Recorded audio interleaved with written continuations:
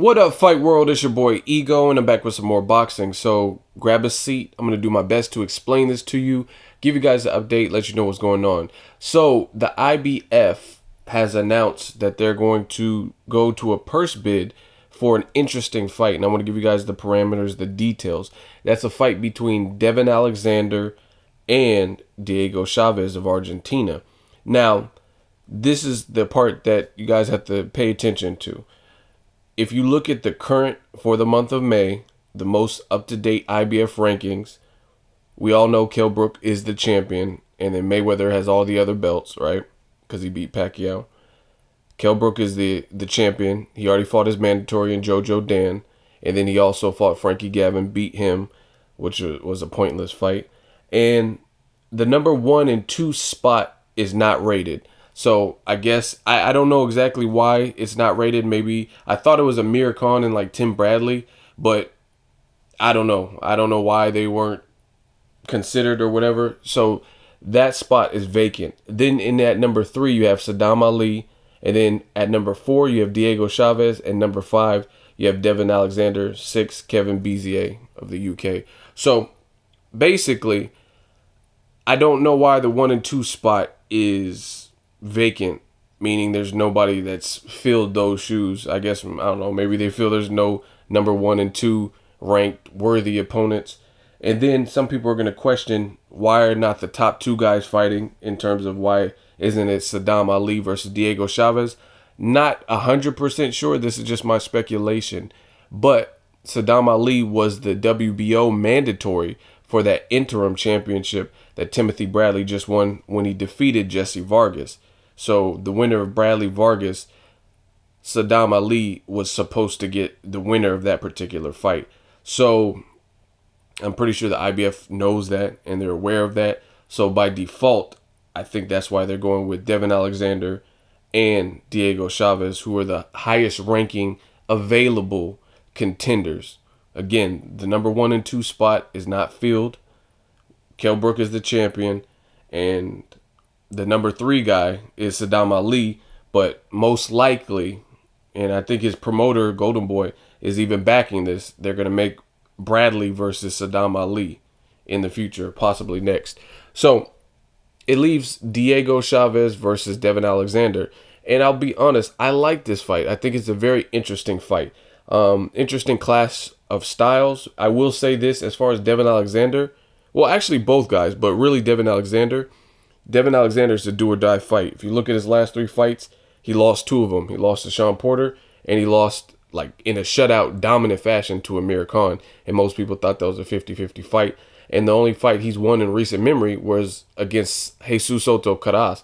And I haven't seen that fight in a while, but it was a solid performance, but it wasn't like a blowout where he dominated Soto Caras, or, you know what I'm saying? Like where it's just Soto won no rounds or anything like that. So to me, this is a very important fight for Devon Alexander, do or die. Same thing with Diego Chaves. If he wants to keep getting these American paydays and these televised Showtime, HBO type dates, then he has to win.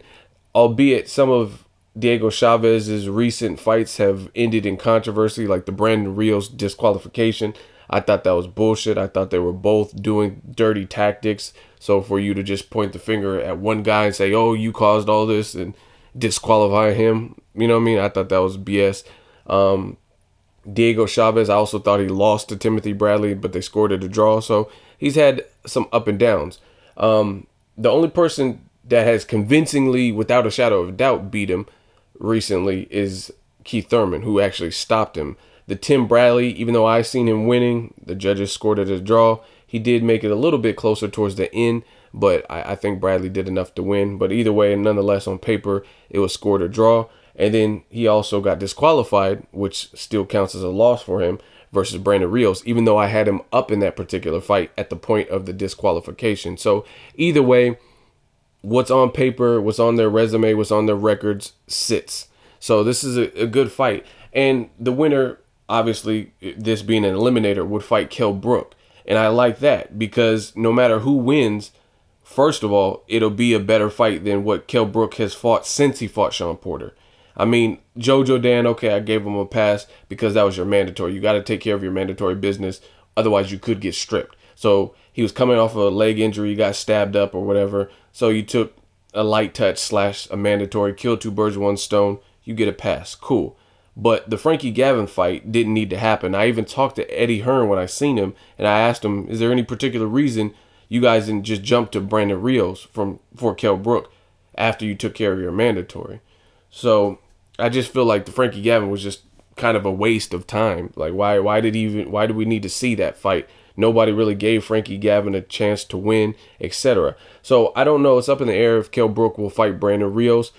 As far as that fight, stylistically, it's really not a bad fight, but it's not a meaningful fight.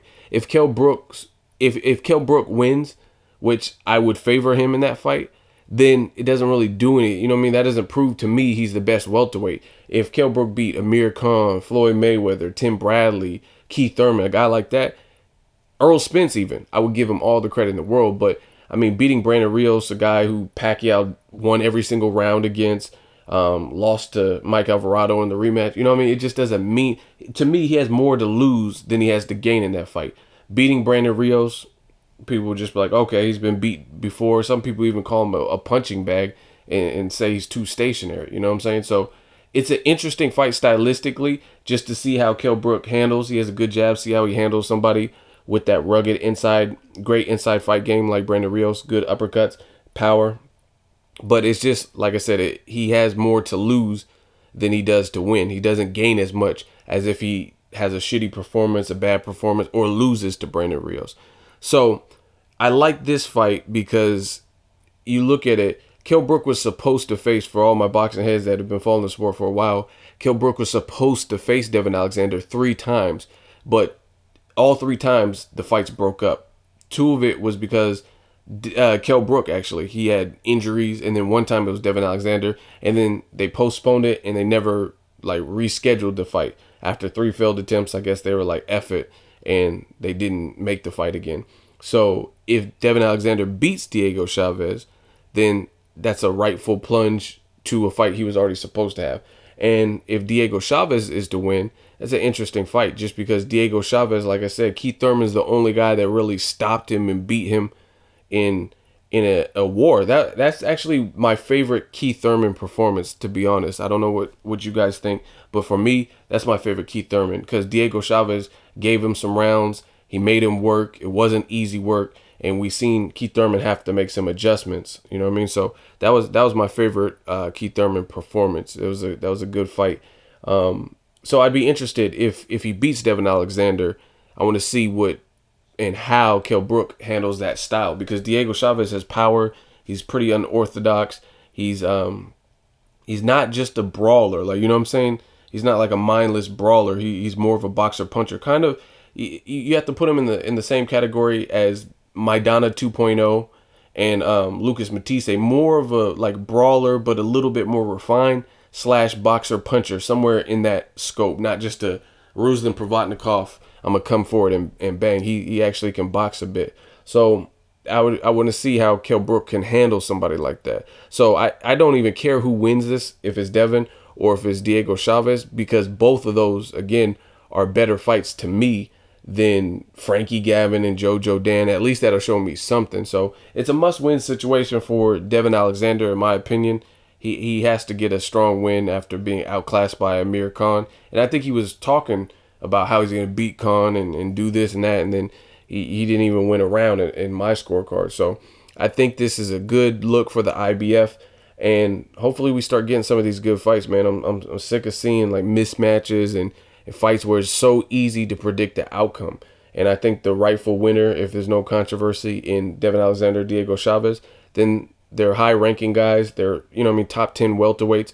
I will give Kell Brook credit for beating guys like this, and I'll give those guys credit if they beat Kell Brook. You know what I mean?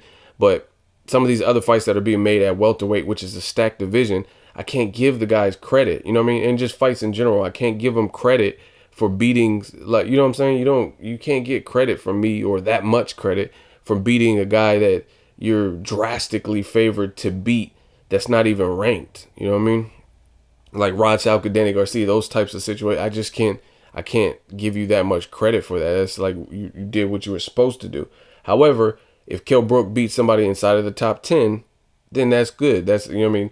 That's adding some legit names, because even though Devon Alexander lost 2 out of his last 3 fights, he's still a good fighter. He's still a southpaw. And see, this is the thing. Amir Khan has certain intangibles, and I'm gonna wrap this video up. Amir Khan has speed, and a lot of people they sleep on this. Amir Khan does exceptionally well with southpaws. Like, he's faced X amount of southpaws, Luis Collazo, all these southpaws, and he beat every single southpaw, and he's not an undefeated fighter. Like, you could say, oh, Mayweather beat every southpaw that he fought, but he's also an undefeated fighter. Amir Khan's not undefeated, but he does exceptionally well with southpaws. So some people, styles make fights, you know what I mean? So some people stylistically, those were 2 boxers, and it's hard to beat Amir Khan at a boxing game. And Devon Alexander didn't know how to cut off the ring. He couldn't close the distance. Amir Khan was faster than him. Amir Khan let his hands go, but then he was out of range. He looked good. He looked real sharp in that particular fight. Amir Khan did. Devon Alexander didn't. So that was 2 boxers. So you put Devon Alexander in the ring with somebody who's like a Diego Chaves, who's not fast like Amir Khan, more of a boxer puncher, maybe will take different risks because he's more comfortable and secure in his chin, or whatever the situation is. Totally different fight. So I still think Devon Alexander is a good fighter. He's a ranked welterweight, but he does need to win. Let me know what you guys think. Diego Chaves versus Devon Alexander. I like it. I think it's a good IBF eliminator. Drop me a comment. Make sure you like my video. As always, hate, comment, and subscribe. Till next video, is Ego signing off.